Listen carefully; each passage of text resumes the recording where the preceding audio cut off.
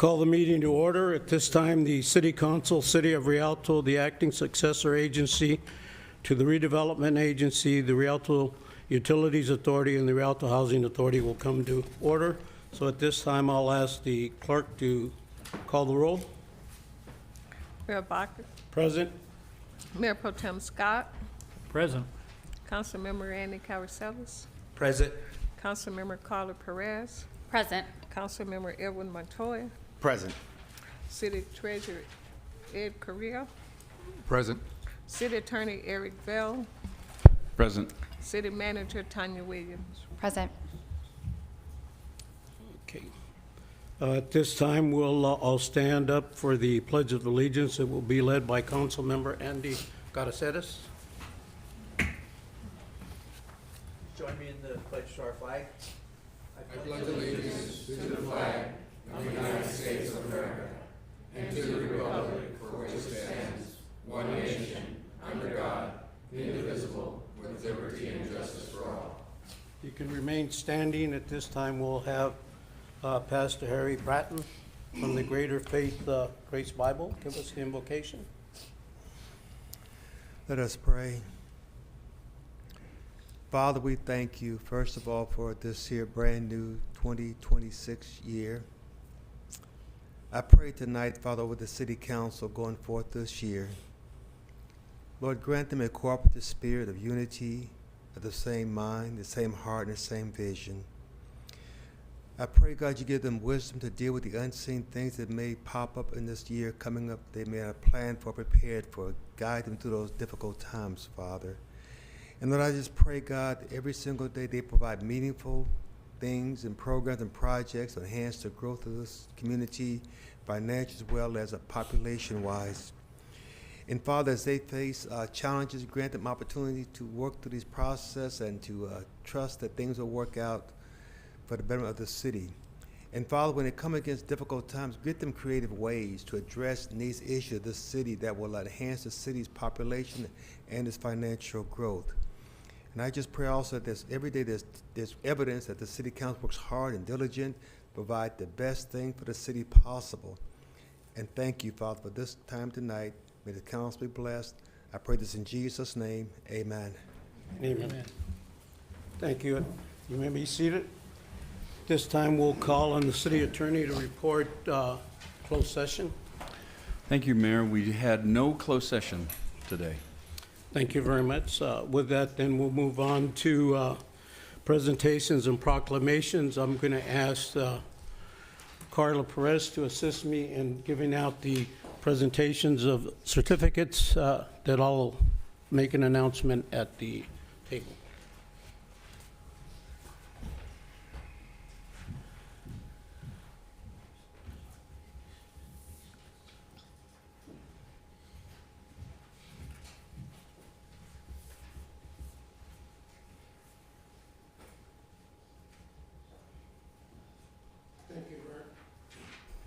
Thank you very much. We have some presentation certificates for two of the organizations or many individuals that were involved during the disaster that we had with the fire that left a lot of the individuals at Vista View Apartments homeless.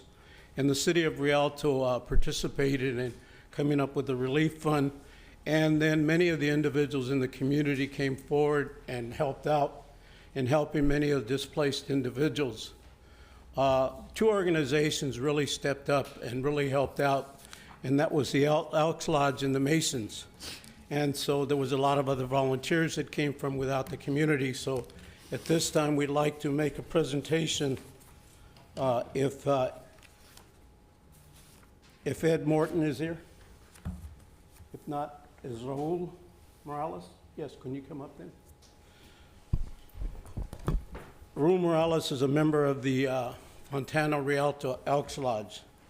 And all of the certificates say the same thing, so we don't have to read the whole names. It basically says, in recognition of your outstanding coordinated effort and collaborating support to provide the victims of the Vista View apartment fire, your unselfish dedication, generosity, and commitment during a time of great needs brought comfort, hope, strength to our community. Your efforts made a meaningful difference in the lives of those impacted, and the services will always be remembered with gratitude. The City of Rialto commends you, and this is in behalf of all members of the City Council. And I'll mention their names because it had to have the approval of all of them. I'll start with the Mayor Pro Tem Ed Scott, then Andy Caraceres. You have Carla Perez here. You have Andy Caraceres and Edward Montoya. So these are the council members. So thank you very much in recognizing these individuals. So at this time, and we also have the names of many others, and I believe that there's someone from the supervisor's office that's here to also make presentation to the organizations. We are not going to call the names of all of the individuals, but we're going to give the certificates so this way we can get on with the rest of the meeting. But there's quite a few individuals that are on here. Instead of going through all the names, I'll give it to Raul Morales, and he can say a few words and then distribute these to the individuals, if that's okay with you. Yes.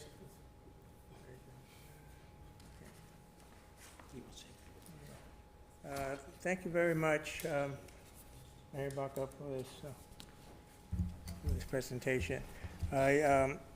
When Mayor Baca reached out to me that needed a place to hold this presentation for the fire victims, I didn't hesitate. I immediately just opened the doors for him to have whatever he needed. But it was our pleasure, the Elks Club, the Fontana Rialto Elks Lodge.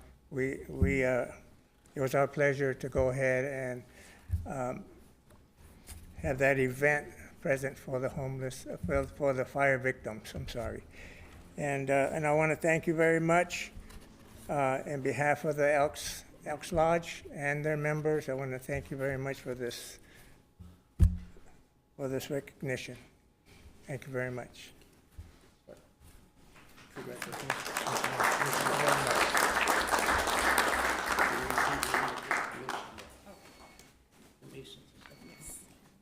does he take?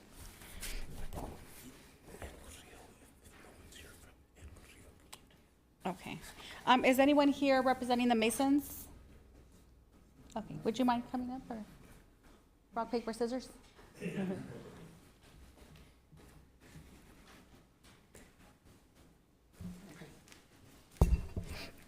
Okay, so we'd like to present the certificate of recognition to Phoenix Rising Masonic Lodge in recognition of your outstanding coordinated efforts and collaborative support provided to the victims of the Vista View apartment fire.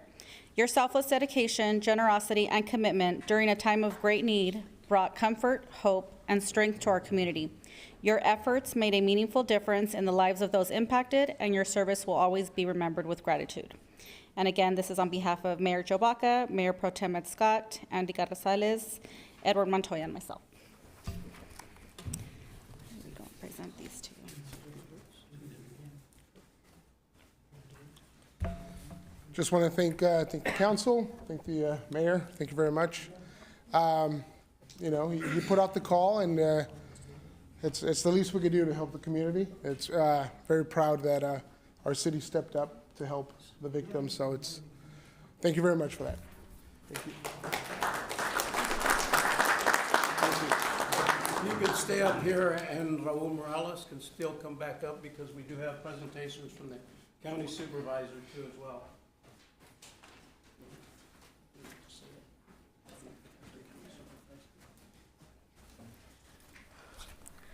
On behalf of Supervisor Joe Baca Jr., I would like to echo the thanks from the City of Rialto. It's a pleasure to joining them and recognizing you for your honorable efforts and resilience during the time of difficulty, and thank you for all that you do for our community and strengthening the City of Rialto.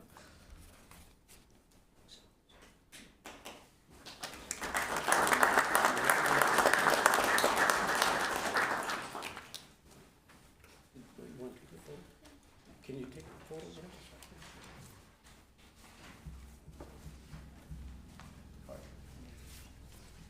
You got everybody?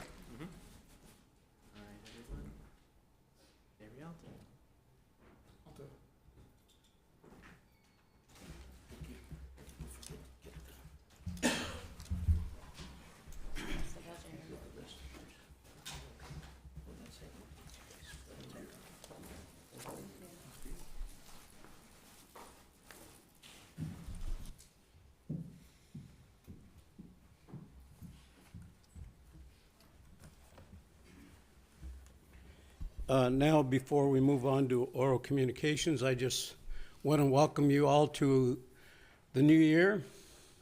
And hopefully it will be a very successful year in moving with all of you coming and giving your input in terms of your interest in the city of Rialto and the actions that are to be taken this year. And then hopefully we can continue to move the city of Rialto forward and making sure that we provide all of the services that are necessary. Again, Happy New Year to all of you and look forward to working with each and every one of you. Thank you. Mr. Mayor, Yes. if I could ask that we close tonight's meeting in memory of former retired Rialto Police Corporal Ronnie Russo, who passed away this last Friday. Most of us in the city knew Ronnie as a motor officer. I also knew him as one of the kindest people I've ever known in my life. He was just a great person. He was born in Newark, New Jersey, raised in Duarte, California. Immediately after high school, he joined the United States Navy, where he served 2 deployments before he was honorably discharged in 1981. He was hired by the Rialto Police Department March 1995, graduate of SBCSD Police Academy, and served as the class president. Assignments included traffic, DUI, car, commercial enforcement officer, and member of the Major Accident Investigation Team, also known as MATE. He was a motor officer. Promoted to corporal May 1st, 2016, honorably retired on October 6, 2023, participated in several city events, projects to include Red Ribbon Week, National Night Out, Halloween Hijinks, Ride to Live, Rialto Unified School District events, numerous DUI checkpoints, every 15-minute program, recognition from MAD for his DUI efforts, countless commendations during his employment with Rialto Police Department. Again, I ask that we close tonight's meeting in memory of retired Corporal Ronnie Russo, a good friend and one of the finest police officers this city has ever known. Without any objection, we'll adjourn in memory of Ronnie Russo. Thank you very much, Mayor Pro Tem Scott. With that, we'll move on to oral communications. Is there any oral communications, Madam Clerk?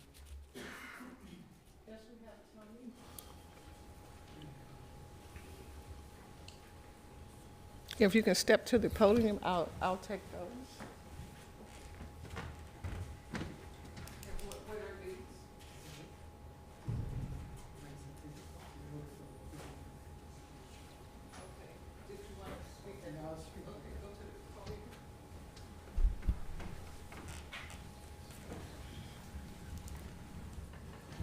Hi, good evening, Mayor and council members. I have a few things to be said. I wrote down, we typed the letter to be given to individually.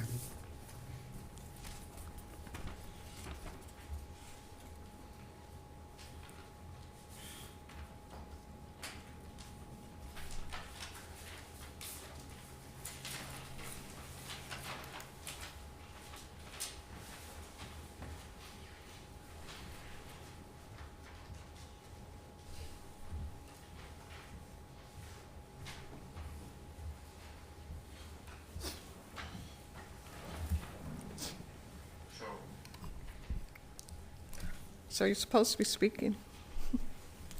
You ready? Yeah. We are so happy, all the residents, when the city approved for Chick-fil-A and also storage to be built between Charlie's Restaurant and Lodge Avenue. And we are very happy. We came to know recently that this project has been canceled. I don't know what is the reason. On the contrary, they built up a trench. I said, why is the reason they build up a trench or to collect water, side water from the from roadside? Doesn't make sense at all.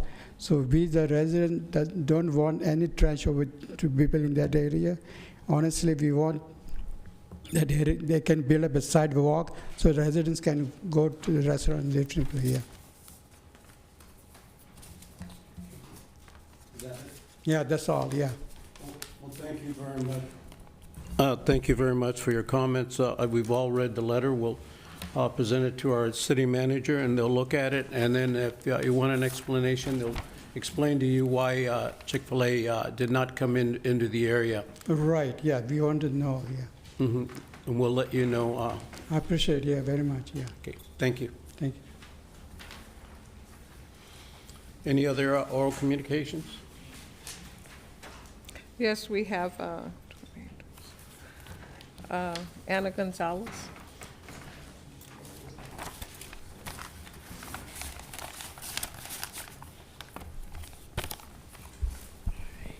All right, good evening, Mayor, Council, staff, and community here and watching at home. Ana Gonzalez, Rialto resident. I'm also here on behalf of the Center for Community Action and Environmental Justice, who supported the fire victims from the Vista View fire. Just wanted to follow up on a couple of items. I know at the last meeting it was mentioned that the city was going to work with the residents and the property management to hold some sort of meeting to address some of the concerns that were still lingering and providing a safe and healthy place for them to, start their new lives in. And so, quick updates, there's still 3 families at the Ayers Hotel that are still waiting on housing. And the reasoning is because some of the apartments, like I mentioned before, are not up to par, or they're not safe for them to live in. And so I think that meeting is crucial now that, I understand that we went through the holiday break, but there's still people that, cannot live forever in a hotel. So we want to get that sort of solved in a quick matter. And so I'm just here asking to see when that meeting is going to be held between the property management and the community that's been suffering for over 2 months now. And so I'm also here to follow up on some of the monies, and this is a message from the community regarding the GoFundMe account. I know some of the families have been requesting some information regarding what's going to happen with those funds, and I believe they have not received any information or response regarding those funds, so I'm just here sharing and relaying that information from the community.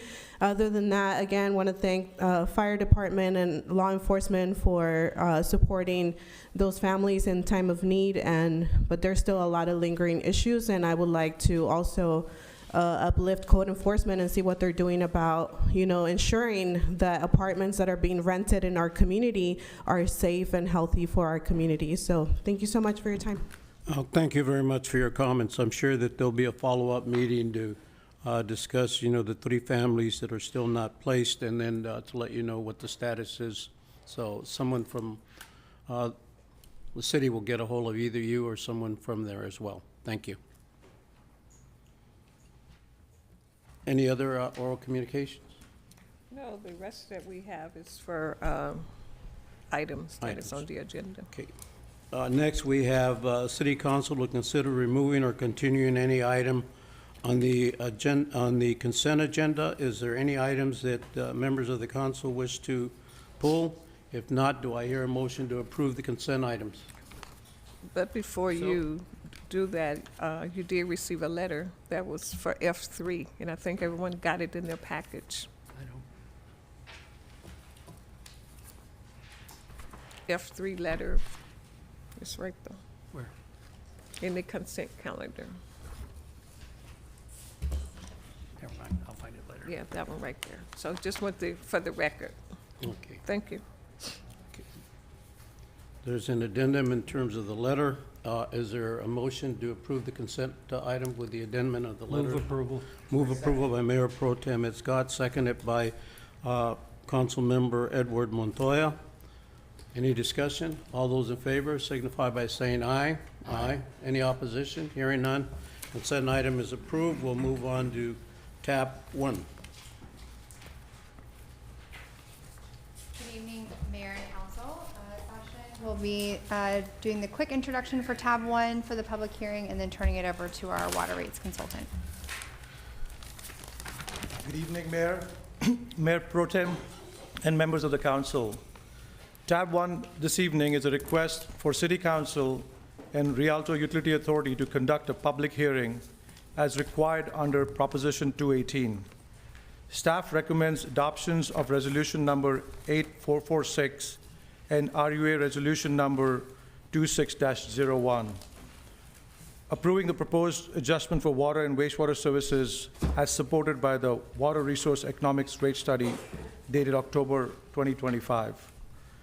Presenting this item will be Mr. Sanjay Gaur from Water Resource Economics, who will walk through the study findings, financial projections, and proposed rate adjustments.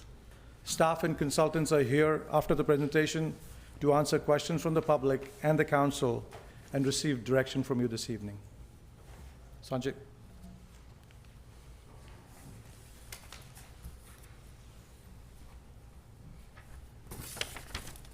Honorary Mayor, City Council, public and staff, it's my pleasure to be here to talk about this important subject about the water and wastewater rates. I'll be going through our presentation here. We do have a lengthy presentation. We want to make sure everyone in the public understands the importance of the study, the thoroughness that we've done through in engaging you and the staff and the public about what we've done. So the first is the rate study overview, talking about how we do a rate study, go over the schedule, the milestones in the study that we've been through, the background of how we got here, and then go into the financial assumptions, then the proposed financial plan for water, the proposed rates and impacts, what does this mean to our customers, and then the same thing with wastewater, the financial plan, and then the wastewater rates and impacts and next steps. So whenever we conduct a rate study, there are a couple of steps that we take into place. First, it's important to understand that what we're talking about water and wastewater service. And water and wastewater service is a very capital intensive product. Most of us don't really think about it, but there's all this asset, there's all this infrastructure, there's all these people involved in making sure that that service is very readily available at our house 24/7, 7 days a week. So we need to make sure we have the infrastructure in place to make sure that's deliverable. And so when we do a financial plan, we take that into account. We take into account the capital needs, the operational needs of providing those two critical services. Based on the financial plan, we determine how much revenue we need on an annual basis to fund those critical services. We also take into account whether we want to issue debt or not. Once we know what we call the revenue adjustments or the percent increase, then we look at your current rates and we do a percent increase across those rates. That will help us guarantee us to generate the revenue that's needed to fund these projects. Once we've done the rate design step, the next step is the rate adoption. We've developed a detailed report that City Council received that explains all the logic and rationality behind the rate study. And then we go through the Prop 218 notice where customers were informed about the rate hearing. They had the opportunity to protest. And then today we're at the public hearing. So as I mentioned, we've discussed this for quite a bit with staff and with the Water Committee and City Council. The first major milestone was September 18th, where we went over different scenarios on the water and wastewater rates, and we received direction from the Water Subcommittee. The second major milestone was on October 28th, where we developed the report, and the City Council received the report and authorized the Prop 218 noticing. The notice, which showed the maximum rates that City Council could adopt, was mailed out on November 6th. And then today here, we're at the public hearing for City Council's consideration for the rates. If City Council does adopt these rates, they will be effective March 1st. So let's get back and talk about a little bit how we got here and what are the challenges that we're facing. The main challenge is inflation. We've all experienced that individually through COVID and through the aftermath of that. The city did a rate increase in 2025, January 1st of 15% and 6% in sewer. So that's a good thing, but it wasn't a consistent increase. From 2018 to 25, there was no increase. And since 2012, there was only 6 of the 13 years had increase. And since 2018, we've seen 28% increase in inflationary costs. So we haven't been keeping up with all the inflationary costs that have occurred since 2018 and before that. In addition, we've also seen reduction in sales. With water specifically, we've seen reduction in sales by 9%. Now, sometimes, when we think about water, we may think, well, if there's a reduction in sales, that means there must be a reduction in costs. That's not necessarily true with water service. As I mentioned, water is a standby service. It's the readiness to provide that service. So while there is some incremental savings on chemical, electricity costs, the vast majority of the cost is still there. So we have a lot of additional costs that have occurred over the last several 10 years or so, and in addition, we have reduction in revenue. In the past, and currently in this plan, the city has been using rate stabilization funds from the general fund to help offset those increases. We are using rate stabilizations in this study for the first 2 years, whether in CIP and O&M, I'll go more in detail, to help offset that increase. But the goal is to have these two enterprise self-sufficient so that we don't have to lean on the general fund, and the general fund is more available to provide other critical services such as parks and police and fire. Now, some of the financial assumptions that we took into account. First, there's no more lease payment from RUA for the assets. Revenues are constant throughout the time period. We're not anticipating significant growth or change in demand. And operating cost is a minor increase of 3.2 increase. So now I want to talk a bit about water. As I mentioned, when we talk about these two critical services, water and wastewater, it's capital intensive. And working with staff, we've developed a priority CIP, secondary CIP, grant-funded CIP, and third priority CIP. And then we also have defer with caution. With the water subcommittee, we decided that we were going to fund the priority, secondary, grant-funded, and third priority CIP. Defer for cautious, we'll postpone that because of the increase. We're trying to it's a balancing act between making sure the service is readily available, we have it all the time, and at the same time affordability. So we're funding $32.7 million of CIP, and we're unfunding 19.1, that's a defer with caution. Now, that $32 million, how is that going to be funded? Well, $10 million of it's going to be funded by rates, 3.5 by rate stabilization fund, as I mentioned earlier. We are using rate stabilization to help minimize the cost increase on water and also on the operating. I'll talk about that in a second. We're also using grants. So first Crudo for staff, city council, and everyone to get $14.5 million in grants to help defer. So that's great. And then we're also using developer fees. That's one-time development of $4 million to fund those critical CIP projects. Now, by doing that, we can meet our operating costs. This graph over here shows a lot of information. The bars are expenditures. The black line is your current revenues, and the dotted line is the projected revenues. If you look at the black line, you can see that it's going through the blue section. That means it's going into operating costs. Our current revenues don't meet operating costs. So a significant, this increase that we need, and it is 23%, is to meet operating costs in the first year. And then the following years is now we have money to start funding capital improvement plans, $18 million. We are using rate stabilization fund. As I mentioned, we are using some for CIP and for operating. Here we're showing you we're using $2.7 million of rate stabilization in 2026, and then $300,000 or $340,000 in 2027. So the proposed plan is to do a 23% increase in revenue or in rates in 2026, then 18, 17, 3, and 3 each year. And that will make sure that we have the revenues in place to fund this critical assets, meet operating costs, and fund CIP. The next graph here shows the ending balance of these funds. We're meeting the trustee fund balance, that's the operating cost. We are dipping into the RUA funding balance, and in 2030 we have some money available in the RUA to fund future CIP needs. So this puts us in a good position. We're not going to be in a deficit like we are today. The goal here is to get out of this deficit, not lean on the general fund, and be in a good position where we can start funding critical CIP every year, and we have some money in the bank. These are the proposed rates. This was also in the Prop 218 notice schedule, and it was also in the report.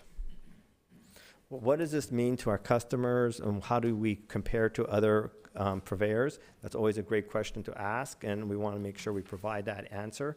Right over here, we show you a graph of different individuals. This is using 15 billing units for the average customer, and that's what most single-family customers use, 3/4 inch meter. You're currently at $65.22. With the proposed, will be $80.28. You'll still be within the pack among your peers. You notice some of your peers are higher than you are. You notice that some agencies, West Valley Water District is on the lower side. West Valley receives property tax to fund their capital improvement plans. So some special districts, like such as West Valley, Harupa, they receive other sources of revenue to help offset their tax. The city uses right now, we do use some general fund for that, but we're trying to offset that and get off that and be 100% self-sufficient. Now I want to talk about wastewater. So wastewater, we also went through analysis looking at the capital improvement plan and asking ourselves, what are the critical assets that we need to fund in order to make sure this service is readily available? We're only funding that priority CIP and the grant-funded CIP. That's $70.3 million. Unfunded CIP is almost $50 million. And the reason why we made that intentional decision not to fund so much CIP and wastewater is we're trying to minimize the impacts. You've historically already did significant improvements on the wastewater treatment plant. That's why when I show you your rates are already a bit higher than the peers. And we want to minimize future increase. So we're doing a milder increase on wastewater. So with wastewater, we are using more rate stabilization fund for the CIP. We are using still some for the general fund. We're using $21.3 million to help minimize the increase. We are using rates, $25.2 million, so we're going to be drawing down on reserves. We're using grants, $2 million. Again, kudos for you all to do that. Developer fees, $15.7 million. We are planning to issue debt of $6 million to help smooth out the increase. By doing that, what we need is a mild 5% increase each year. That 5% for the first 3 years, and then 4% the last 2 years. By doing that, we can get to a good state with our ending balances. You'll note that we are using rate stabilization in the first year of $1 million. Second year is a little bit less than $1 million to help offset that 5% increase. And this is the ending balance. We are drawing down on our reserves so that we, which is a good thing in this case because we're minimizing the increase in the future years. And then we'll be in a situation where we can fund future CIP. Here are the rates associated with the wastewater. And then these are your survey of your peers. As I mentioned, Rialto already did the hard work of upgrading the treatment plant. A lot of these neighboring communities will be about to start doing the same thing with theirs, and we anticipate their rates to see significant increase in the future. So the next steps is to receive comments from City Council, from the public, and for City Council to consider the adoption of the proposed rates. That concludes my presentation. I'm definitely available to answer any questions if City Council has on my presentation.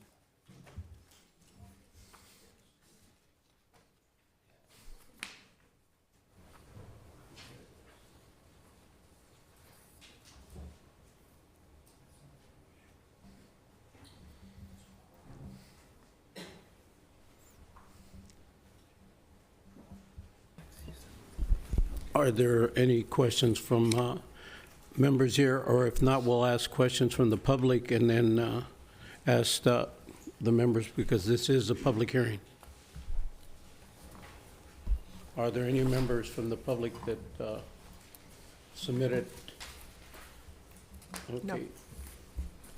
Hearing none, Mayor, before you close the public hearing, I do have a legal statement to make that should go in the hearing. The city this year allowed both water customers, wastewater customers, and property owners 2 different mechanisms to file objections to the rate increases. One was under Prop 218, which we've always done. The other one was a new one under Assembly Bill 2257. They are both written procedures where you can file or send in an opposition. The difference is that under AB 2257. They're called written objections. And if a city receives those by the deadline that was included in the notices we sent out, we have to provide a written response back. All of those are included in your binder.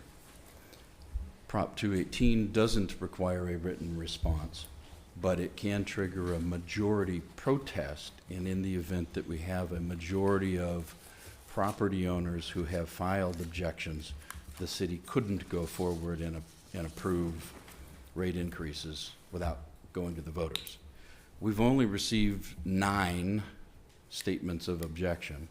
7 of those were written objections under AB 2257 that did not qualify as objections under that statute. If we treat all 9 of the statements that we included as Prop 218 objections, we're still very far short of a majority of property. We only have 9, and we have many, many more parcels that are served. So you can proceed and not worry about a majority objection. Okay, let me ask you a question. Were any of those objections shared with any members of the council? They're all included in your packet. Correct. Thank you.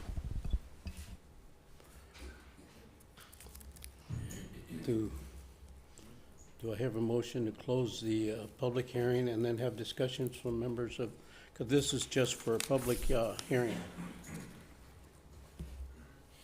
Motion to close the public hearing. Motion's been made by Carla Perez. And do I hear a second? Second. Seconded by Andy Caraceres. All those in favor of closing the public hearing signify by saying aye. Aye. Any objections? Hearing none, now we'll move it to questions from members of the council. Mayor Pro Tem Scott. I have a couple of questions. Who prepared this presentation? I do. One suggestion is that maybe page numbers are a little more defined on them. It's kind of hidden in the blue there, if you noticed. But secondly, I notice on a number of these pages, it states that the Water Subcommittee provided direction to fund priority CIP. Are you aware of the fact that committees are not allowed to provide direction? No, I did not know that. The committee only makes recommendations to the city council. They do not provide direction. So that is incorrect in this presentation. Secondly, we did give some direction, but I'm not sure exactly that it was that we recommended funding all priority CIPs and other things. It's my personal feeling that we have a very poor 5-year capital improvement project that not all of us are in agreement on. So did anybody take these projects to the rest of the city council for approval?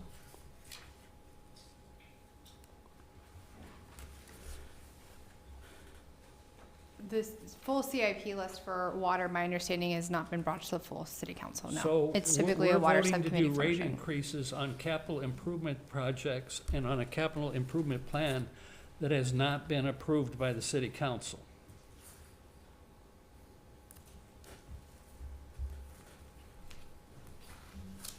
Fair to say? Yes.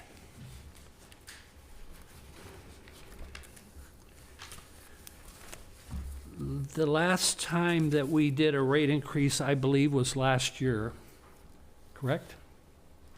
Yes, I believe that's And at correct. that time, we moved $35 million out of the general fund and paid the money that the city was upfronted on the water concession and paid it back to both wastewater and water.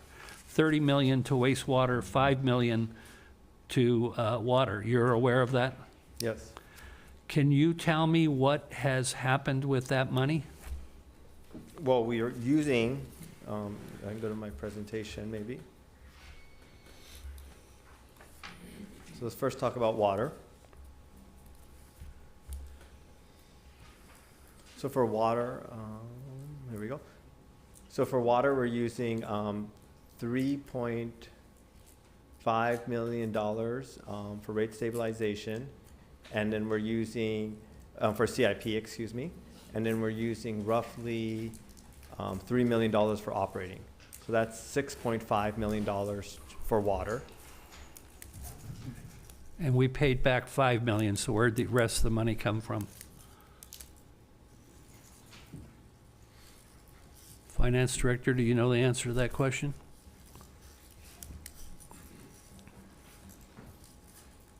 I do not. Sorry, what was, the question was the 5 million was repaid to the water rate stabilization, right? And so 3.5 million of that is being contributed towards Capital projects? capital projects. And then another 3 million for operating. And what about the 30 million to wastewater? Yeah, that's my next part. Okay, So we're done with water, so let's go to wastewater. So wastewater, we're funding rate stabilization $21.3 million for CIP. And we're funding basically $2 million from O&M. So we have $2 million plus 21.3, so that's $23.3 million. so you say that it's going for CIP funding. And O&M. Is that considered rate stabilization? It's minimizing the rate increases By how much? by a What- significant amount because we only need to. What percentage? It's, I can get back to you on the percent, but I mean, we're funding 21. Well, you're asking me to vote on something tonight. I don't have time for you to get back to me. No offense, but I don't.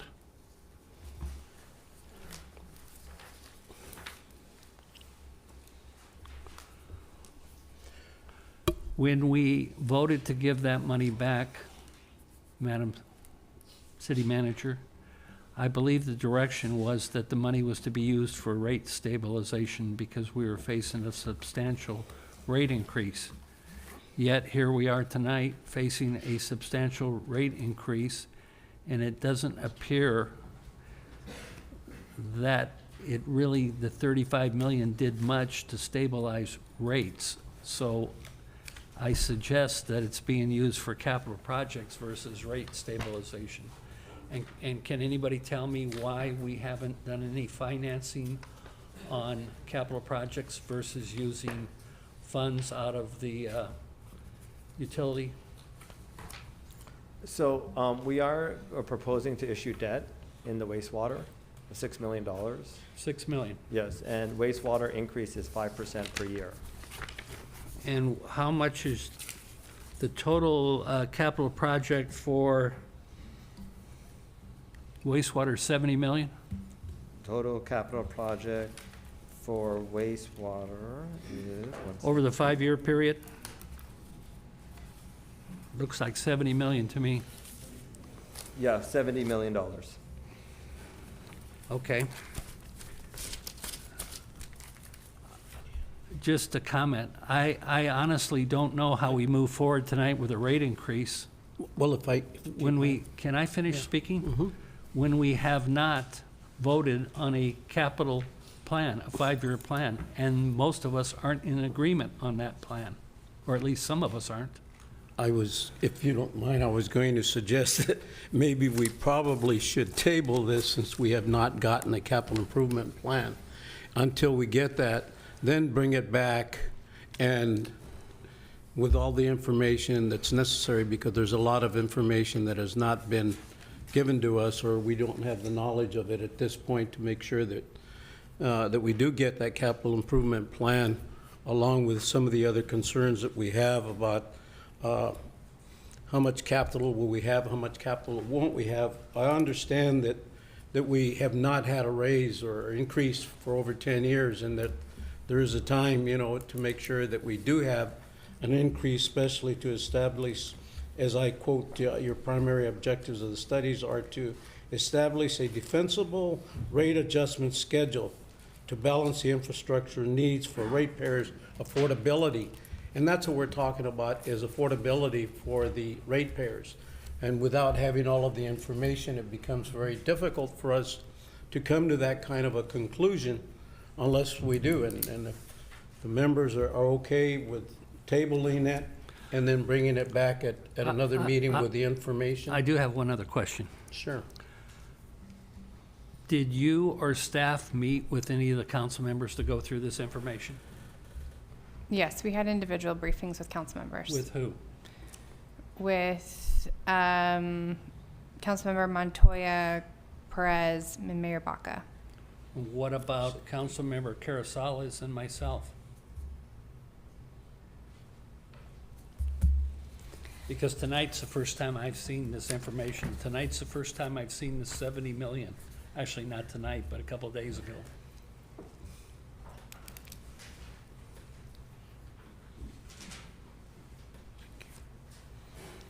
I think that's a question. So, Mr. City Attorney, in order to carry this over to the next meeting, do we need to reopen the public hearing? You do not. You've had your public hearing, you've had your protest. You can continue this item to a date certain if you'd like, without reopening the public hearing. Okay, I would make a motion that we continue this item for 2 weeks. Second. Motion's been made and seconded. Any other discussion? All those in favor signify by saying aye. Aye. Any opposition? Hearing none. Motion carries. Thank you. I did. Motion was made by Mayor Pro Tem Ed Scott, seconded by Andy Calaceres. Can I make one additional note? If we can make sure that the next time the presentation is in order, there was a few charts that were not in our packets that were missing. That's also correct. There were a few charts that were missing from ours that he showed that were not here.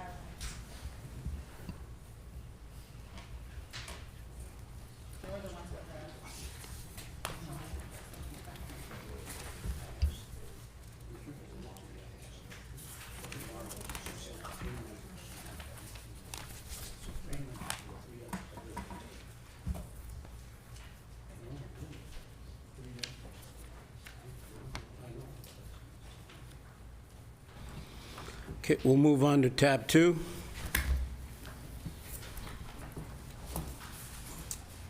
Good evening, Honorable Mayor, Mayor Pro Tem, council members. I'll be giving the presentation on tab 2 tonight. This project before you is entitled the Myro Way and Ayala Drive Project. The City of Rialto and the Lewis Hillwood Rialto Company are joint applicants on this project. On this first slide, I'm just going to go over the details of the project site. You can see an aerial image there with the boundary of the site shown with the red line. The site is comprised of portions of 11 parcels of land that total approximately 33 acres in size. The project site is located between Linden Avenue on the west and Ayala Drive on the east, and it's approximately 415 feet north of Baseline Road. This project site is within the Renaissance specific plan. Specifically, its planning areas 123, 126, and 133. The 11 parcels in there are owned by various entities. The property owners include the City of Rialto, Lewis Hillwood, Rialto Company, and also the redevelopment agency of the City of Rialto.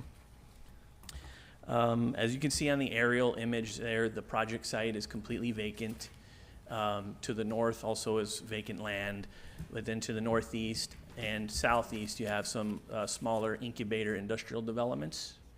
Then immediately to the south you have a car wash and a self-storage facility, and then to the west you have some larger existing industrial developments.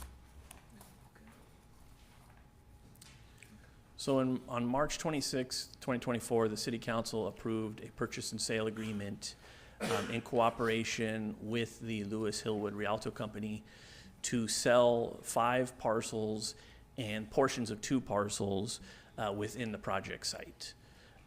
I've shown the boundary. You can see the boundary again of the overall project site is the red line boundary. The yellow boundary is the area that was a part of the purchase and sale agreement. And that comprises the south half of the site, which those are the entirety of planning areas 126 and 133. And the land within that area would be sold to Newland Real Estate Equities. Mayor, can I interrupt? Yes. I will be recusing myself from this item due to my business up at the Renaissance Marketplace. I know this is, it's land on the other side and it's over 500 feet, but still considered the same specific plan, so I'll recuse myself. Thank you.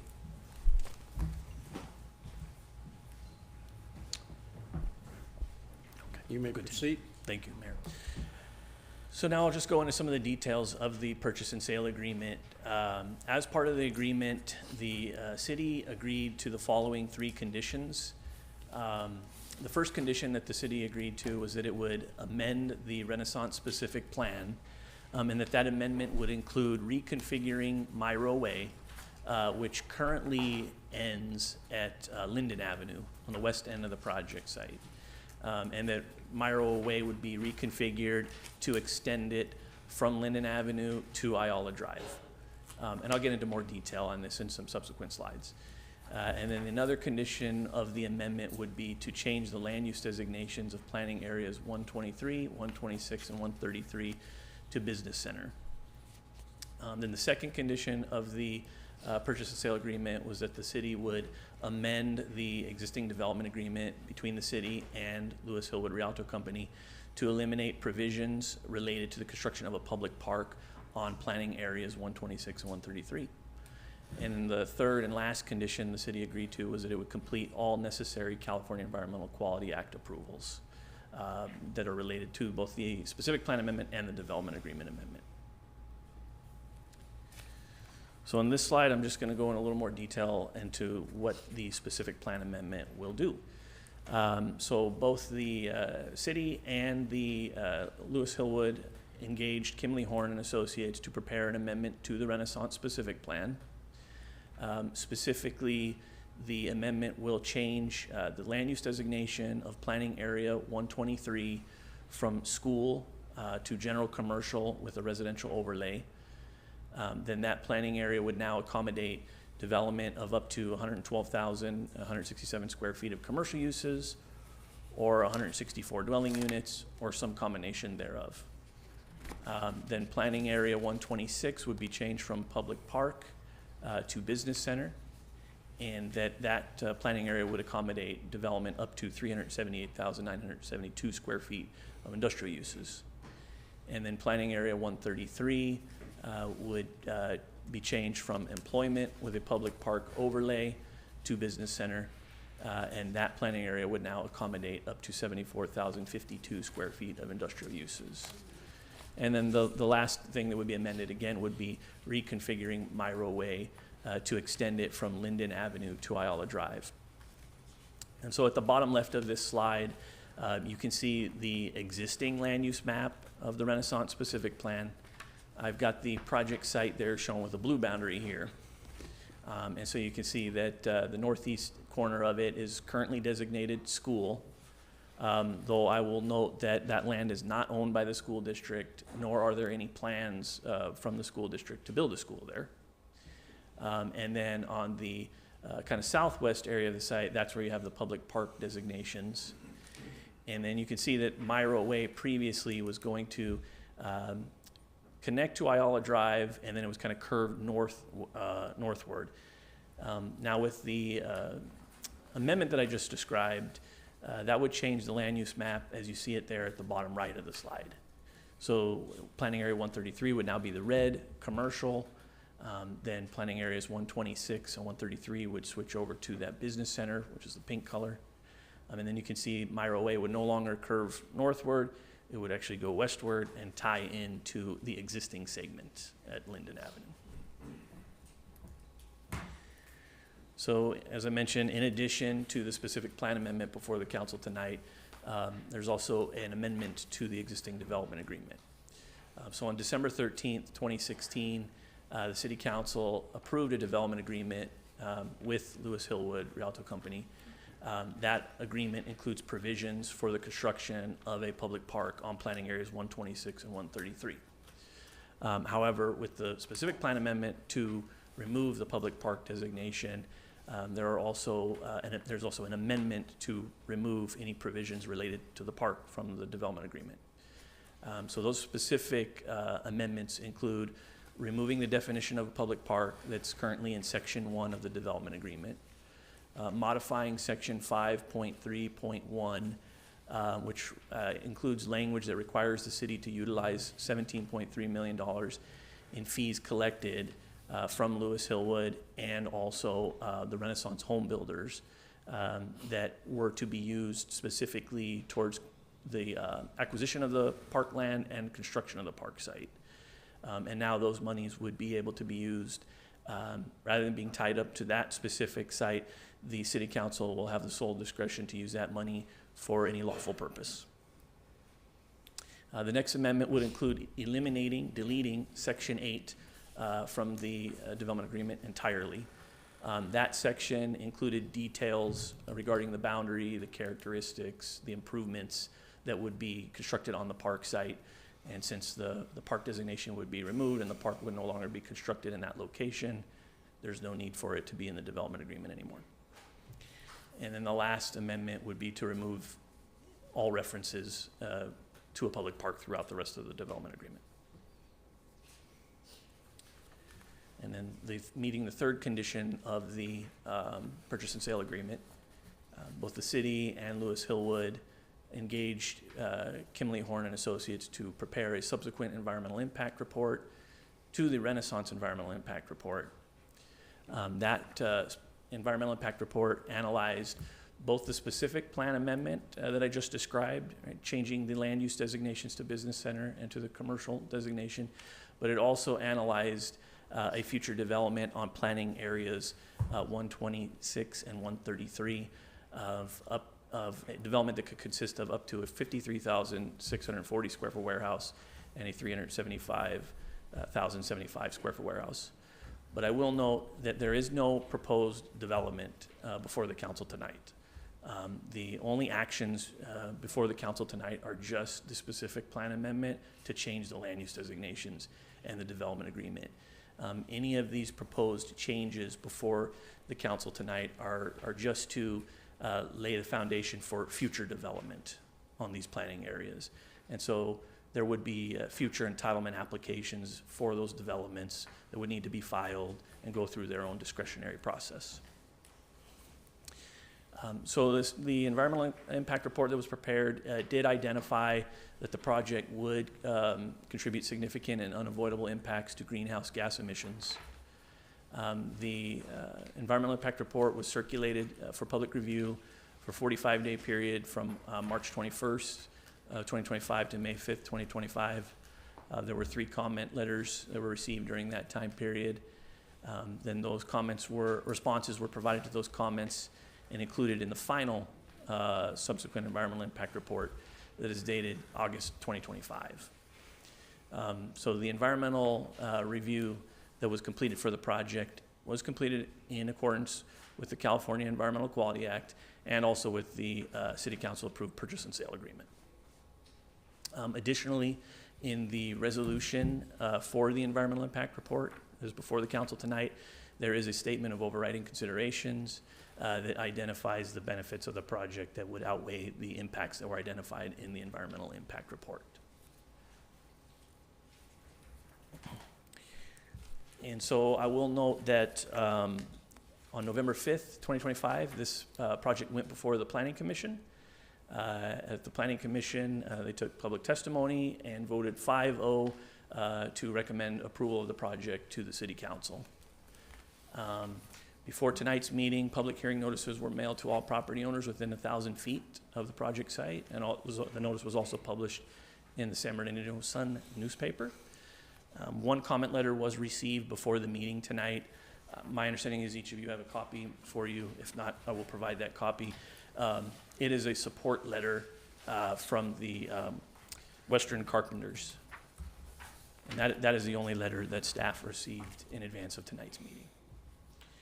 And so with that, the staff recommends, and the Planning Commission, recommend that the City Council adopt the resolutions before you tonight, approving both the specific plan amendment and the environmental impact report prepared for the project, and then also an ordinance approving the First Amendment to the development agreement between the City of Rialto and Lewis Hillwood Rialto Development Company.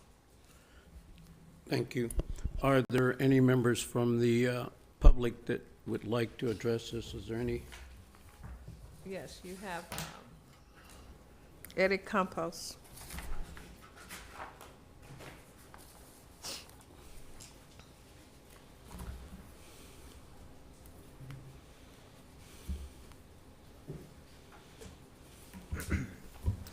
So we submitted 2 cards. Eddie Campos isn't going to speak. I also submitted one for Jorge Zavala for the Western States. Yes, I have 2. That's Yeah. all I have is 2, you and, Yeah, so Eddie won't speak, just myself. Okay. oh, okay. Good evening, Mayor and City Council. My name is Jorge Zavala, and I am here tonight as a representative for the Western States Regional Council of Carpenters. I am here to express our strong support for the proposed amendments to the Renaissance Specific Plan. Updating the land use designations for these planning areas is a smart and forward-looking decision. It aligns with modern economic need and allows both the city and the developer to focus resources on high-impact projects that will expand the tax base and create quality local jobs. This developer has made a clear and meaningful commitment to our community for their future development to hire locally and utilize a highly skilled, well-trained workforce coming from a state-accredited apprenticeship. That means real opportunities for our residents. Livable wages, stable careers, not only stable careers for the ones who are building the project, but for the ones who will occupy the space after. This is exactly the kind of development Rialto should be encouraging, one that brings jobs, strengthens our community, and minimizes its environmental footprint. I respectfully urge the City Council to approve these resolutions and the ordinance so we can keep Rialto moving forward. Thank you. Thank you. Are there any other comments from the public? No, that's it. If not, do I hear a motion to close the public hearing? So And moved. the motion's been made by Second. Carla Perez, seconded by Edward Montoya, Councilmember Edward Montoya.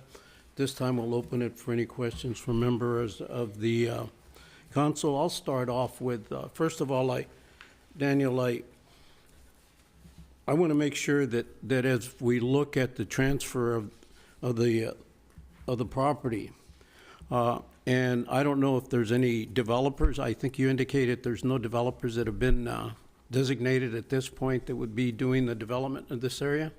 Is that correct?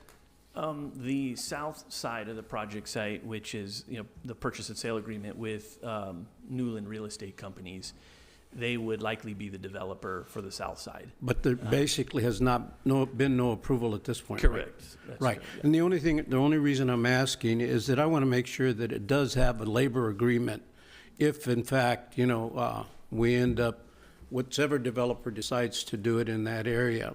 And that's one of my questions, is to make sure that we do have a labor agreement if we go along with the changes and the recommendations that have been submitted to change what the original requirement. Then the other question is, I know that they're talking about warehouses, and because the way it's described, it says business centers, and it doesn't say warehouses, but how close would those warehouses be to residential or a park? The nearest residences are approximately 550 feet south. They're on the south side of Baseline Road. There's a image there on the screen. So yeah, we can see Baseline Road kind of near the bottom of the aerial image. Those are the nearest residences. And then Jerry Eves Park is the nearest park. That is to the northeast of the purchase and sale. Again, the warehouses would only be within the area within the yellow, the purchase and sale agreement area. And the park's about 1,000 feet east. So that's over 1,000, so Yes. that would comply with the requirements of the Yes. state. Correct. Yes, it does Yeah. meet the AB 98 requirements. And then you indicated that with this kind of an agreement, that the city would benefit by gaining 17,300, is that correct? The $17 million, yes. Is it that 17 million? $17 million, Oh, okay, well, yes. that's will even still be better than paid what to- I've written down. Yep, in fact, 10.3 has been collected already back in 2017, and the remaining 6.5 is kind of actively being collected as Lennar continues development in the Renaissance residential area. And you indicated that, that the discretion would be up to the city council then in terms of how they determine to use the 17 million. Yes, 300. that's correct. That's correct. Okay, good. Are there any other questions by any members of, Everett Montoya, do you have a question? Yeah, want to see if Mayor Pro Tem has anything to say first? No? Okay, so I see that we are going to redesignate the park. So what are we gonna do with that? Are we going to try and find a place for a new park? I think, it's really disappointing that we're gonna take a park away to build a commercial area. It's not that I'm disapproving. I like the idea of what we're doing, but it's disappointing to get rid of a park. I think we should really look into trying to figure out what we're gonna do next as far as repurposing and getting that park in. Now, I was also, it was brought to my attention that many community members have opposed this, but you didn't state that. So can you tell us a little bit about that, and then? I can. Yeah, at the planning commission meeting, there was a group of, I would estimate 15 to 20 folks that showed up in opposition to the project. Those folks were notified of tonight's meeting, made aware that that was merely the planning commission was just a stopping point, that there would be a city council meeting. I don't see any of them here tonight, and nor did we receive any advance letters or comments from them. Got it, that's all. And this does not preclude us from changing our mind. This is only a public hearing at this point, so if we decide later on, to do anything different, is that correct? It can be done, City Mayor Attorney? and council members, there would be legal consequences of changing your mind. You have a purchase and sell agreement that binds the city to take the actions that are here before you tonight. We would be out of breach, and there's a significant amount of money that could be at stake for this. Well, I just wanted the public to know. Right. We've not That's why seen I an asked the actual question. project design at this point, so there would be some additional, legislative and administrative authority you could exercise over that. But this step right here, we're sort of locked into. Thank you. Mayor Pro Tem Scott? Thank you. But if the purchase and sell agreement was to go by the wayside or fail, then we could look at a different use for the property, correct? If the Newland company, the purchaser, failed to complete the sale, then yeah, all bets are off, and Okay. everything would stay the way it is, and I just Lewis wanted to Hillwood and the city could deal with their I own just wanted properties. to clarify that. And additionally, I just want to make a comment about the park issue for the knowledge of council members that may not have been here before. There was, I believe, 19 or 20 million dollars that was earmarked for this park that actually was spent on the remodel of Frisbee Park. Is that not correct? Correct. So there was about 5.6 million of the 10.8 million that's been received that was used at Sampson Park. And then there was some other funds, which I don't have that exact amount on, but in 2019 that was loaned over to the Park Fund for Frisbee Park. Correct. So I just want to make sure everybody knows that we didn't take park money and use it for something else. We used it to redo Frisbee, and we used it to build Joe Sampson Park. Thank you. And another question along the same lines, Daniel, is, and of course that's to our discrepancy, is that we can turn around and use the $171 million to expand Jerry East Park to as well to build a soccer field, or looking at the possibility of land exchange and building an additional soccer field that can be used, this money can be used for that, or the possibility of Birdsall Park and expansion in that area, that this money can also be used in that area. Is that correct? Correct. So the funds would be available for council's discretion at whatever they would like to use it for. And that's 17 million, not 171, correct? It is 17.3 million total. 17. Okay, 10.8 of and- that has already been received. And just a question, Yes. is any of the portion that goes to San Bernardino included in that 17 million, or is that our portion? I believe that's our Yeah, portion. cities. Okay. Could you confirm that? I don't like the word "I believe." It is cities. I see our Lewis Hillwood folks back there Yeah. nodding in concurrence, so yes. Okay, thank you. Do I hear a motion there? I would move approval of Resolution 8447, Specific Plan Amendment Number 2024-0005, Resolution 8448, Assessment Review Number 2024-0025, State Clearinghouse Number 2024-07-0224, and Ordinance 1707. Okay, the motion's been made, seconded. No, Ma- I didn't complete. Can you read the ordinance, please? Mayor and Mayor Pro Tem, we're just doing the first reading of the ordinance tonight, but she'll have you read the title, and it'll come back to you to approve at your next meeting. So it's just approval of the ordinance and There is not... the ordinance. It's approval of both resolutions, which were read. Right. And then, since the ordinance requires a first reading and then approval at a subsequent meeting, all you'll do tonight for the ordinance is its first reading. Okay, motion's been made for that ordinance by Mayor Pro Tem Scott. Do I hear a second? I'll second it, but I'd like to know if there's a possibility to add that note now that the money that is being received can be allocated for park improvements or expansion. You can certainly add that if the maker of the motion agrees. I will say that even if we include it, it could be subsequently changed by council at a subsequent meeting. You okay with that? Yes, I concur with that. Okay, the motion's been made, and then it was amended and seconded by Carla Perez.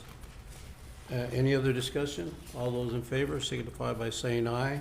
Aye. Aye. Any opposition? Hearing none, knowing that Andy Garacetas abstained from voting because of the possibility of residents close by through his business. Did you find it? It's the title right here, but Now we'll move on to tab 3. We have to still read the ordinance. I've got it right in front of me. I'll read it. Okay. It's, please, thank you. Thank you. City Clerk, do we have an ordinance number? Yes, we have ordinance number, It was in the motion. 1707? 1707. 1707. Very good. This is ordinance 1707, an ordinance of the City Council of the City of Rialto, California, approving a First Amendment to the development agreement between the City of Rialto and the Lewis Hillwood Rialto Company, LLC, regarding properties within the Renaissance Specific Plan. Thank you. Do we need to take a motion on that, or since we've already voted? No, we just want to read the ordinance. Okay. Well, then you should have done it earlier. Okay, Gotta well, find it next first. time, we will be on time to do it. All right. I wanted him to read, but Now we'll move on to tab 3.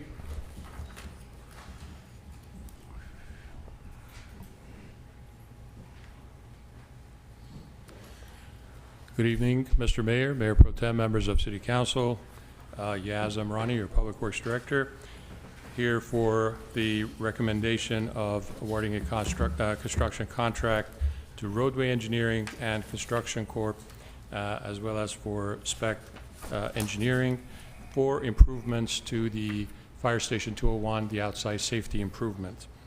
The Fire Station 201 safety improvement project was developed because of the accidents that happened, one last year and the more recent one just this past week.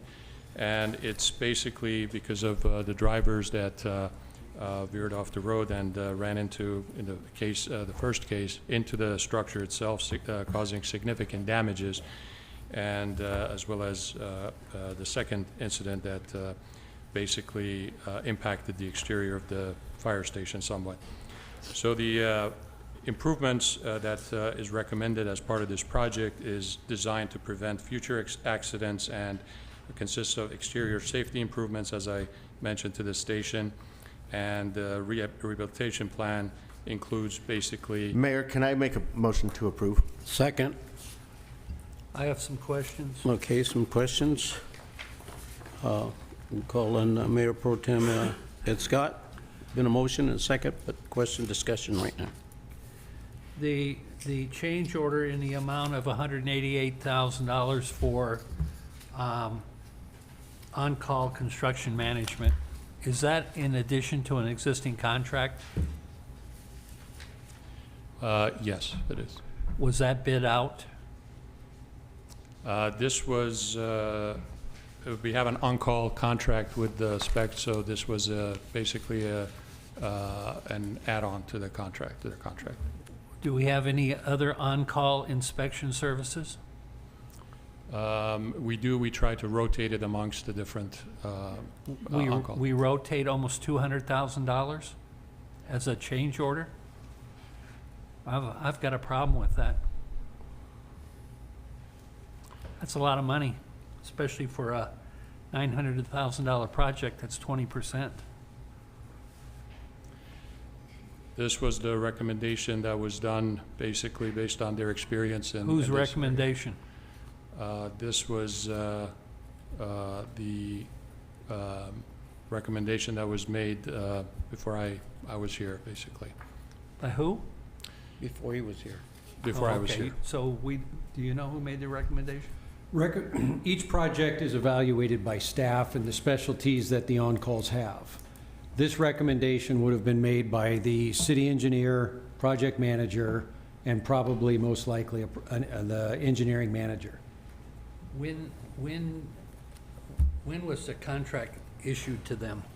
I believe the on-call contract, which is a blanket contract with $0 attached, what this is we set that in as a foundation, then issue task orders depending on the different projects that we have. So that project was put into place, I want to say February of 2025. May have been March, but it was early 2025. And this accident occurred in 2022? This accident, I think, was late 2024. So we had plenty of time to bid this out if we wanted to bid it out. It went through a design phase, correct, with quite a bit of input and back and forth and corrections to the design.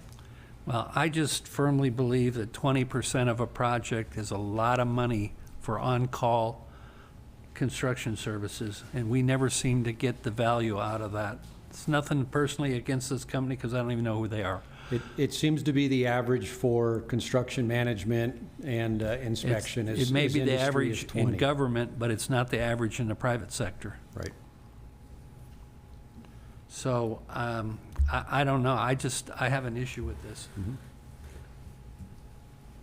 Why didn't we take all the on-call companies and let them do proposals to see if we could have got the price down?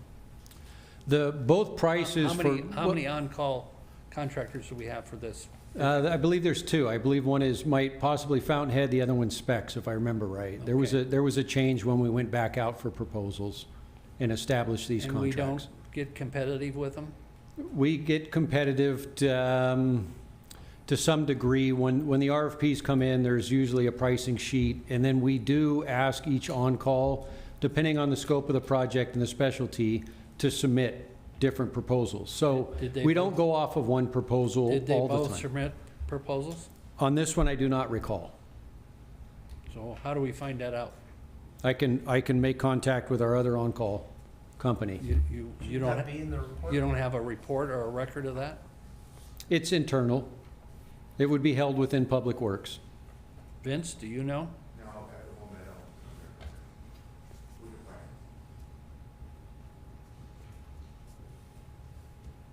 What keeps us from waiting 2 more weeks on this, other than another car may come along?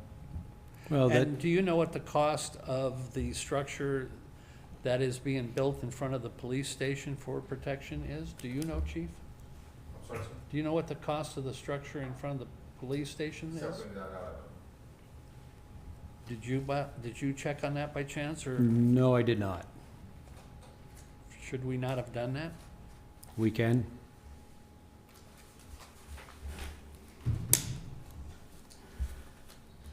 Andy, Conoceres, do you have a question? I concur with Mayor Pro Tem Scott that we should have all this information. The question shouldn't be asked. We should be able to say it's on page 3. And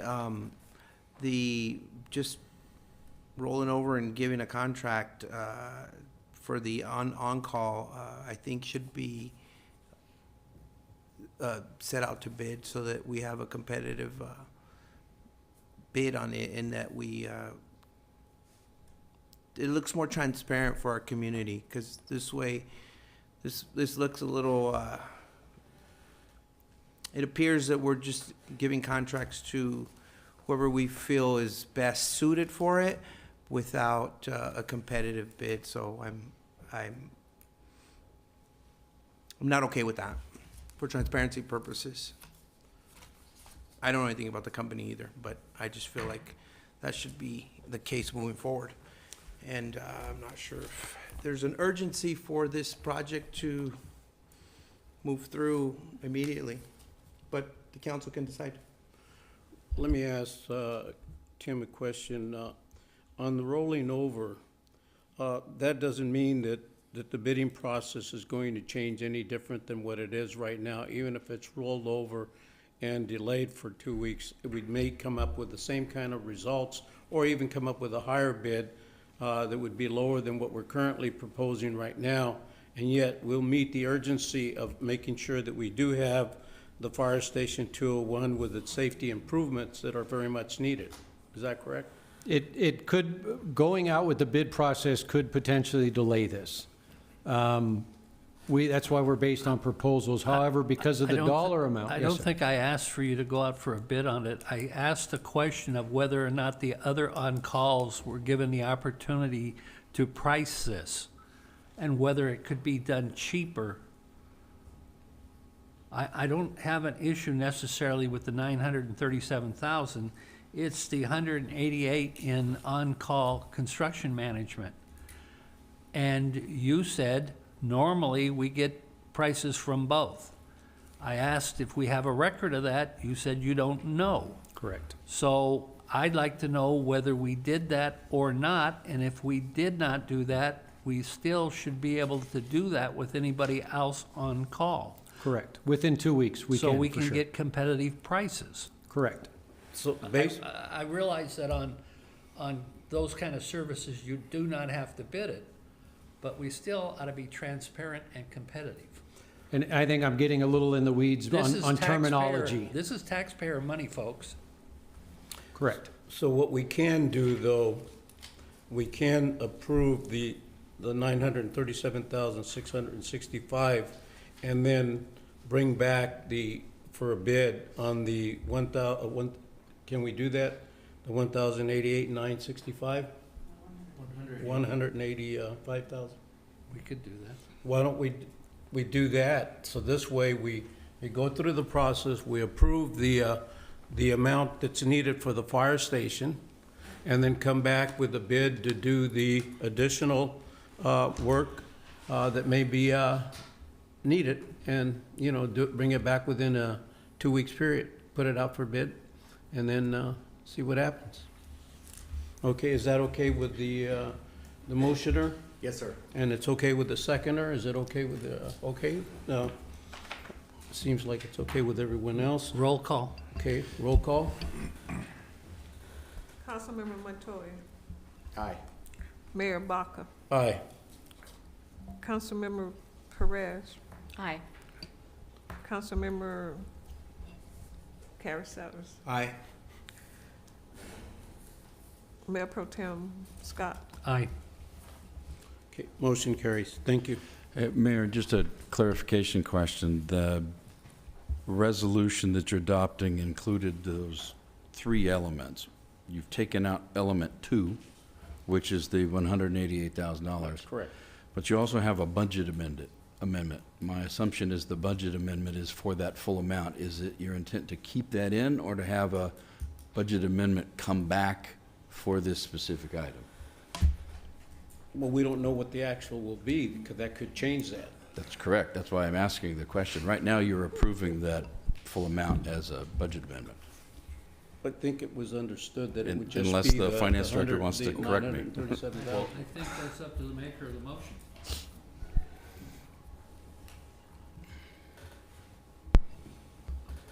I think right now we need to just approve the $937,665.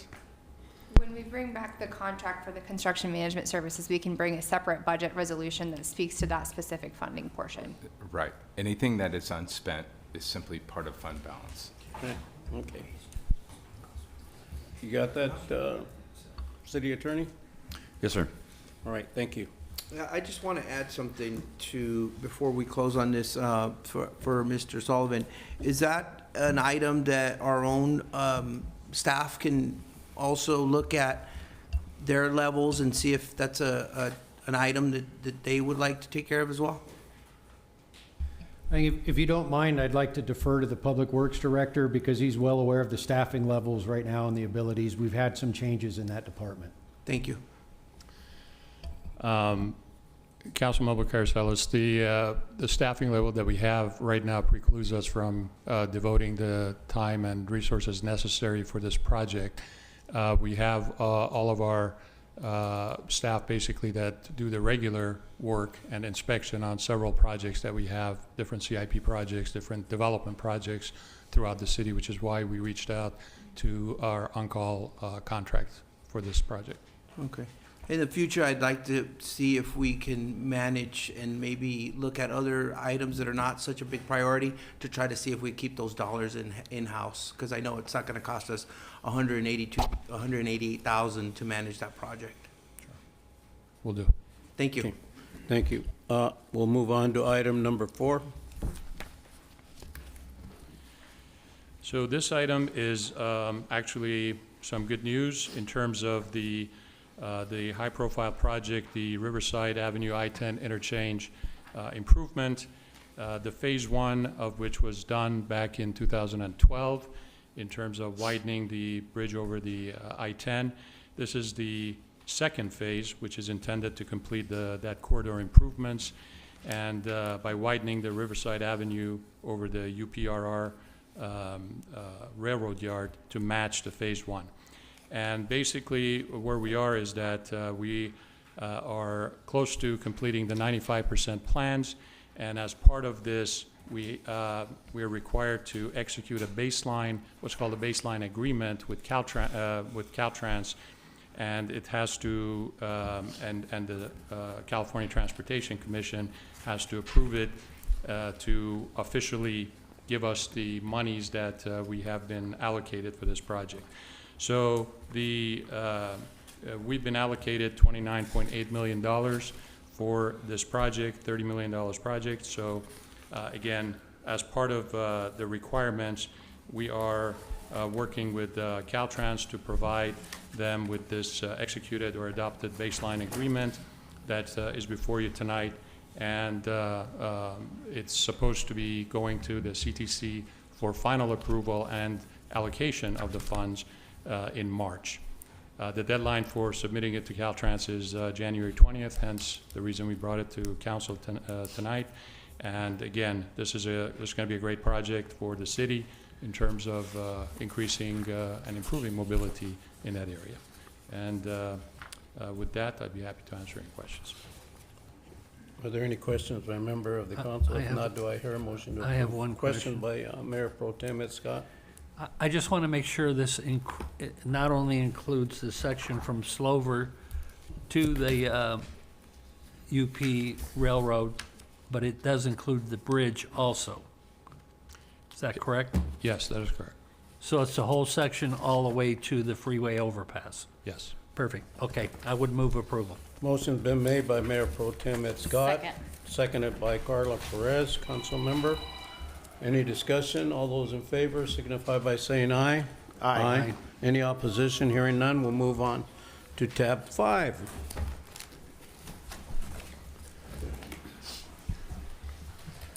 Good evening, Honorable Mayor, Mayor Pro Tem, and City Council members. Before you tonight for your consideration of adoption are 3 resolutions. Resolution 8451. Move approval of Resolution 8451, 8452, and 8453. Second it. Mayor Pro Tem made the motion, seconded by the mayor. Any discussion? All those in favor signify by saying aye. Aye. Any opposition? Hearing none, motion passes. Congratulations, Teamsters. And that concludes the items on the agenda. We'll move into City Council's report. We'll start with Mayor Pro Tem Ed Scott. Thank you, Mr. Mayor. I just have one item, and that's related to Public Works. I would like to see a current and accurate report on all current projects in Public Works, both where they're at in the process, how long they've been in the process, projected completion date, etc. That should include all signals at intersections, any project that is a Public Works project. And whether or not monies have been allocated to those projects. And how much. Is that it? That's it. Okay. Councilmember Andy Caraceres. Thank you, Mayor. I just want to wish all our staff, our Rialto City family, a Happy New Year. I look forward to working with everyone and continuing to deliver to our community, and also making sure that that our staff are in a work environment that is pleasing to them, and that we continue to hire people that continue to grow this city and make Rialto a better place to live, grow, and thrive. Thank you, Mayor. That concludes your report. If not, I'll move on to Councilmember Carla Perez. Nothing to report, Mayor. Thank you. Councilmember Edward Montoya. Yes, sir, thank you. I was really busy this past, during this break, but I'm not gonna get into that. But I do wanna highlight, I went on a tour today of a hospital that will soon be coming to the city of Rialto. It's called Neighborhood Healthcare. They're soon to be coming to the city of Rialto, and they are going to be providing services for our senior community. It's a really awesome facility. They have wraparound services from dental, eye care, chiropractic, mental health, and so many other services. And they're going to be coming right here to the city of Rialto. So we can all expect a tour here pretty soon. And yeah, I just want to thank them for their hospitality and the invitation. But that's all. Thank you. Okay. Thank you. Next, I'll call myself. I'd just like to state that on Saturday, the Joe Baca Foundation, that's run by Supervisor Joe Baca Jr., held its 19th annual softball and baseball clinic and health. There was over 200 and some kids that participated in the clinic. And this clinic is free to all of the youth that learned a lot of the basic fundamentals of baseball and softball. And many of the high schools from Rialto participated, and San Bernardino participated in helping a lot of our youth. I want to thank, and San Bernardino Valley College participated. Its players and its coaches participated in training a lot of the kids. The fundamentals that they learned today are the same fundamentals that they're going to be executing as professional baseball players. We had some professional baseball players that were also in attendance. I want to thank the supervisor for putting on this clinic. And this is, as I stated before, this is the 19th year that the clinic has been on. And this is free for a lot of the kids that are there.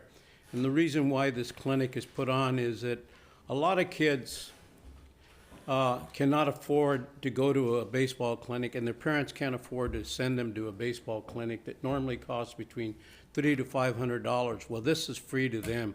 The kids not only learn the fundamentals, but they also receive a T-shirt. They also receive free lunch during that period of time, and they get an opportunity to dialogue and learn the fundamentals. There was one girl that was there that really caught my eye because I was in attendance and participated. And one of the little girls that was there says, you know what, I normally play soccer, but I wanted to know what it was like to play another sport. So she began to learn a little bit about the fundamentals of baseball and softball while she was there. Again, that's all I have. No, there's one other thing that I'd like to state. It's not an activity that I attended, but hopefully that we can get back and look at surrounding areas. Hopefully we can look at the possibility of establishing more restaurants in the city of Rialto, including the Kuka's restaurant right across, that we might look at reopening that restaurant and looking at what all the requirements are and the obstacles that are there, and that each and every one of the council members know what what those obstacles may be in opening that restaurant, along with the possibility of a grocery store in the north end. And then as we look at further expansion, I know that we'll need additional law enforcement and additional fire stations too as well, to make sure that we provide for the growth in the future. Again, that concludes my report. So at this time, I'd like to call on our city clerk, Barbara McGee. I have nothing to report. Next, I'd like to call on our city treasurer, Edward Carrillo. Good evening. Nothing to report, Mayor. Next, I'd like to call on our city manager, Tanya Williams. No report this evening, Mayor. Thank you. Thank you. Next, I'd like to call on our assistant city manager, Tim Sullivan. All right, thank you, Mayor. I'm also filling in for the Parks and Rec Director this evening for what's going on in Rialto. This Friday, the Tiny Tots New Year's Bash for registered students will be at the Rialto Community Center. That starts at 4 p.m. Rec and Roll Saturdays is a rotating event that we hold at different parks. So this Saturday is going to be at Bud Bender, starting at 11 a.m. through 1 p.m. There's more information to be found on the website regarding that. And this week, we're going to have Krabby Patty cupcake treats. So that's a tongue twister. But next is Feeding America Senior Mobile Pantry Food Distribution, Wednesday, January 21st, down at our Senior Center from 9 to 11 a.m. The Department of Aging and Adult Services Bus Pass Distribution. It's a limited event, and there's free bus passes being handed out Wednesday, January 21st, also at our Senior Center from 10 to 11 a.m. The 2026 point in time count is coming up on January 22nd. We do appreciate volunteers and do need volunteers for that. It's on the landing page of our website, as well as the Parks and Rec sub-web page or website, if anybody is interested in volunteering. That starts at 5:30 a.m., and little birdie told me breakfast will be served for the volunteers. So come out and help the community. The next event is Senior Crazy Sock Spirit Day. That's Monday, January 26th at the Grace Vargas Senior Center, and that's all day. Not much more information on that one other than I think it is what it is. So wear some crazy socks and have a great time. And finally, we have swim lesson registration, which begins Saturday, February 7th, down at the Tom Sawyer Pool. So that's in person only and begins at 8 a.m. Thank you, and that concludes my presentation. Thank you very much. Next, I'd like to call on our city attorney, Eric Vale. Thank you, Mayor. As you all know, the state legislature adopts a lot of laws every year that go into effect. I'm just going to highlight a couple of them tonight, and a couple of the other ones I'll sprinkle throughout the upcoming council meetings. But I thought you might be interested in these two. The first one is Assembly Bill 39. It's the Electrification Planning Act, and it affects cities with a population of over 75,000 people and will require the city to adopt a plan to expand electric vehicle charging and other zero-emission fueling infrastructure. You don't have to do this right away. You have to do it sometime between 2027 and 2030, preferably during your next general plan update. The next two are Assembly Bill 253 and Assembly Bill 1308. They both impact and encourage cities to further expedite residential plan check and inspections. That's the end of my report. Thank you. Thank you very much. In fact, on the expansion of electric vehicles, I've actually had a person that contacted me, and I asked them to contact both the city manager and the community development director, so I believe we'll be in contact with them and looking at complying not only with this law, but also looking at where else we may do that as well. Next, I'd like to call on our police chief, Mark Klein.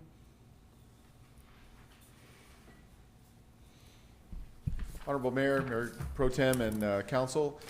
Just from last month, we handled, just for stat-wise, just under 7,100 calls for service. 4,400 of those were officer-initiated, so our folks are fairly busy. 440 arrests and just under 1,200 reports. I do want to actually inform Council that we do seem to have a public safety issue here in the city, which really has to do with DUI enforcement. We used our crime analysis unit to put a heat map together. We have got issues along Route 66 or Foothill Boulevard, and this is just a small section of the city, along with Riverside Avenue from Baseline south to Merrill, bless you. So what we've tasked one of our captains to do is meet with the downtown people, specifically some of the bars, and gain some cooperation from within.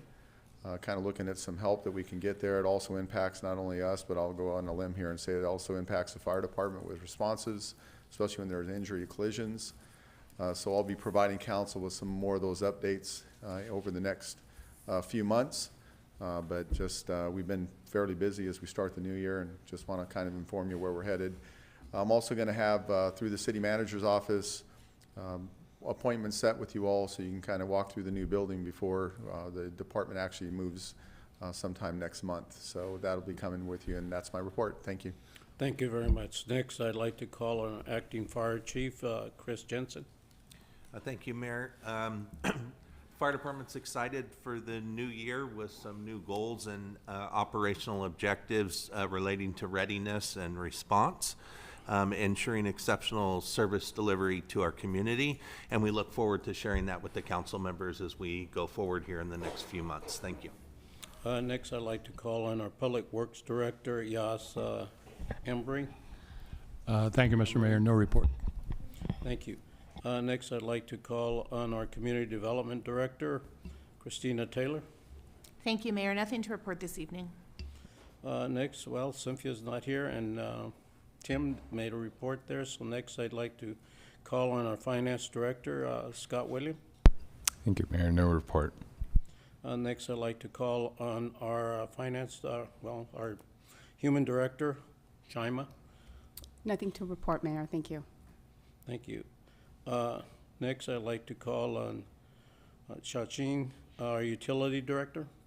Thank you, Mayor. Nothing to report, but I will work with the city manager's office to schedule some meetings with the council members before our next meeting so that we can get into educational workshop about the CIP projects. Okay, and that concludes the reports from city council members, city attorney, city manager, and employees of the city of Rialto. Do I hear a motion to adjourn? So moved. Second. Motion's been made by Councilmember Carla Perez, seconded by Edwin Montoya, council member. All those in favor signify by saying aye. Aye. Aye. Any opposition? Hearing none. Meeting's adjourned.